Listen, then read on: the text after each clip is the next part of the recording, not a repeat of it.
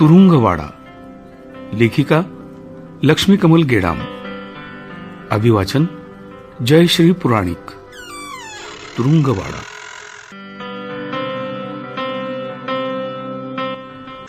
साधारण 15 वेळानंतरची गोष्ट.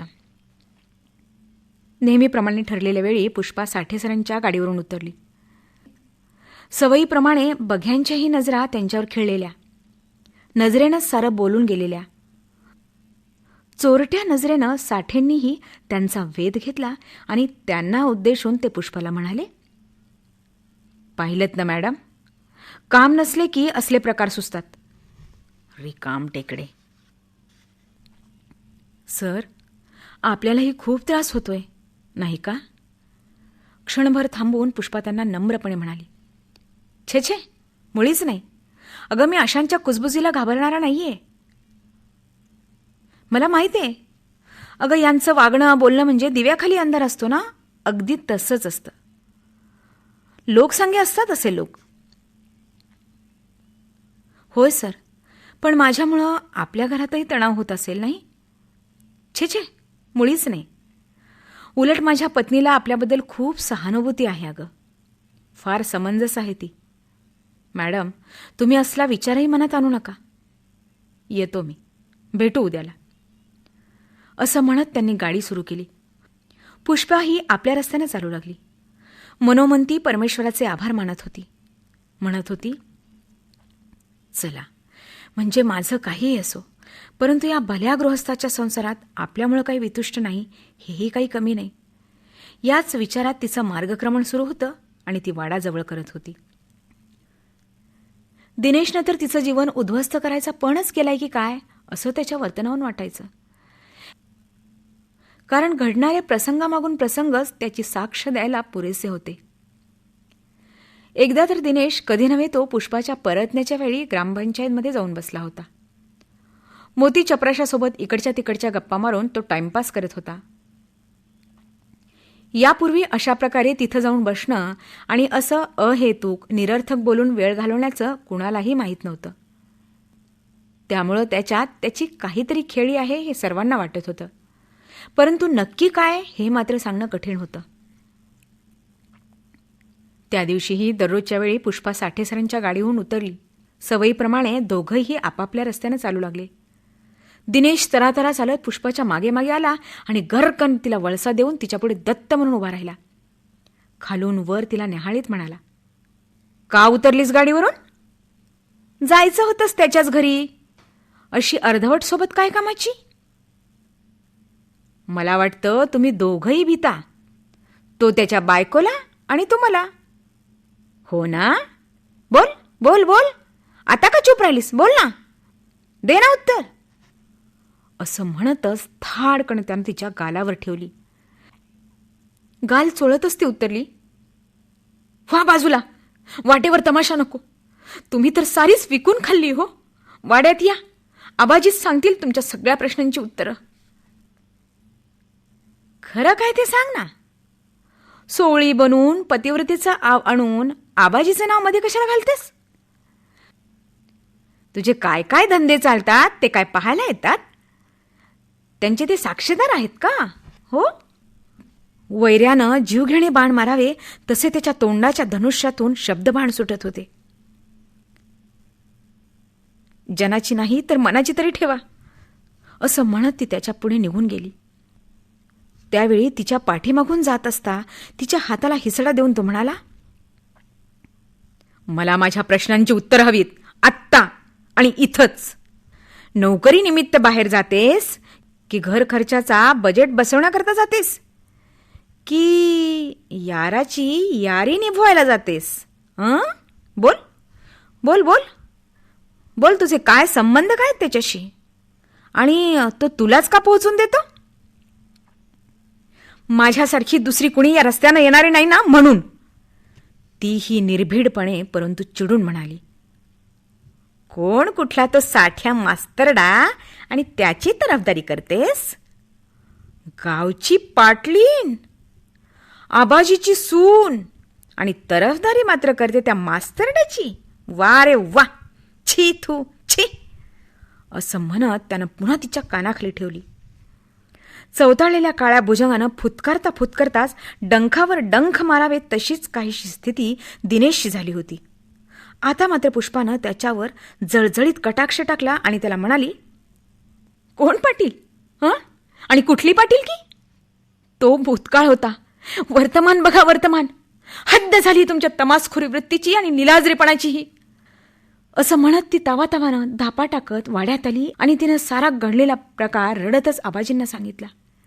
तिच्या पाठोपाठ दिनेशही वाड्यात आला. आबाजीनं डोक्यावर हात मारला आणि त्याला उद्देशून म्हणाले, एवढंच व्हायचं राहिलं होतं बाकी. तीही कसूर तू पुरी केलीस. चांगले चांगले पाड फेडतोयस रे पाटलाच्या घराण्याचे. अरे 7 पिढ्यांचा उद्धार केलास तू. अरे तिचा नवरा आहेस का 7 जन्माचा वैरी? कुणाचा चांगुलपणा बघायचा नाही तुला, पण त्यात काळं बेरं मात्र शोधायचं नाही का? आता ह्या म्हातारपणात मला काय काय बघायला लागेल ते देवच जाणो. त्यापेक्षा परमेश्वर माझे कायमचे डोळे का मिटवीत नाही? हा? असं बोलता बोलताच त्यांना धाप लागली आणि ते धाडकन खाली कोसळले. बेशुद्धही झाले. त्यांची ती अवस्था बघून पुष्पाला शोक आवरला नाही आणि गुरांच्या गोठ्याकडे धावत गेली ती. सायंकाळी साधारण 7 वाजायला आले होते. शाम्या गाईचं दूध काढत होता. पुष्पा त्याला म्हणाली, शाम्या अरे दूध नंतर काढ. ठेव ती दुधाची चरबी खाली. आधी दवाखान्यात जा आणि डॉक्टरला सोबतच घेऊन ये. आबाजी बेशुद्ध झालेत रे. वेळ घालवू नकोस. लवकर निघ. आबाजींची ती अवस्था पाहून दिनेशही मनातून घाबरला. काय करावं त्याला सुचेना. तो निमूटपणे सर्व काही पाहत होता. सवयीप्रमाणे संदीप वाड्यात नव्हताच. आबाजी असं म्हणतच समतानं तर हंबरडाच फोडला आणि धाय मोकलून रडू लागली. रडता रडताच ती 7 वर्षाची मुलगी बोलली, दररोज असेच भांडणाचे प्रकार पाहण्यापेक्षा कुठेतरी जीव दिलेला बरा. शाळेत गेल्यावर लोकांचे विद्यार्थ्यांचे टोमणे तरी ऐकावे लागणार नाहीत मला. गावच्या गल्ली गल्ली त्या वाड्यातील भांडणाच्या चर्चा चालतात. शाळेतच जावंसं वाटत नाहीये मला तर, आणि या वाड्यातही राहावंसं वाटत नाही. ह्यांच्या रोजच्या भांडणाचा तमाशाचा मला कंटाळा आलाय. रोज काहीतरी नवीनच सुरू असतं. काय ग काय? तुझी जीभ जरा जास्तीच चुरूचुरू बोलायला लागली हो ना? यालाच म्हणतात गहू तशी रोटी आणि आई तशी बेटी. असं म्हणतच दिनेशनं समताला आबाजीजवळून फरफटत ओढलं. नेमकी त्याचवेळी पुष्पा आत आली. पाठोपाठ श्यामाही डॉक्टरांना घेऊन आला. सर्वजण जागच्या जागीच उभे राहिले. किती वेळ झाला यांना बेशुद्ध होऊन? डॉक्टरांनी विचारलं.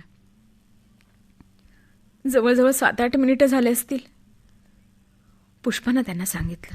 तोपर्यंत यांच्या तोंडावर पाणी तरी मारायचं असतं. आणा पाणी आणा.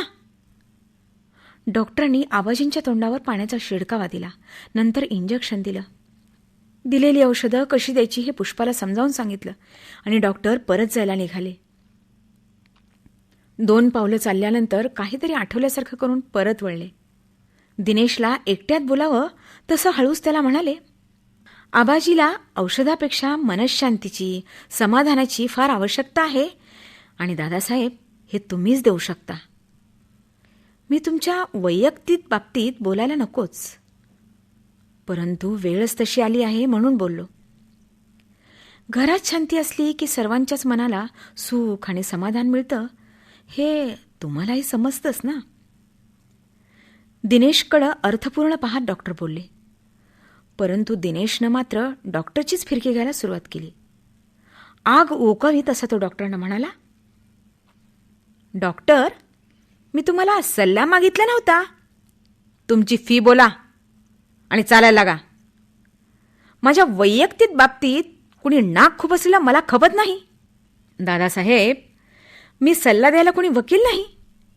डॉक्टर आहे डॉक्टर, कुणी कसाही नाही आहे. आणि म्हणूनच पेशंटच्या सुरक्षिततेसाठी आणि त्याच्या फायद्यासाठी आवश्यक ते औषध आणि सल्ला देणं हेच माझं कर्तव्य ठरतं. मला तुमची फी नको आहे. मी सरकारी डॉक्टर आहे. पेशंटची परिस्थिती दवाखान्यात आणण्यासारखी नव्हती आणि तुम्ही त्यांना घेऊन यायला असमर्थ होता म्हणून निरोपावरून मी आलो, डॉक्टर या नात्यानं. माणुसकीच्या धर्मानं.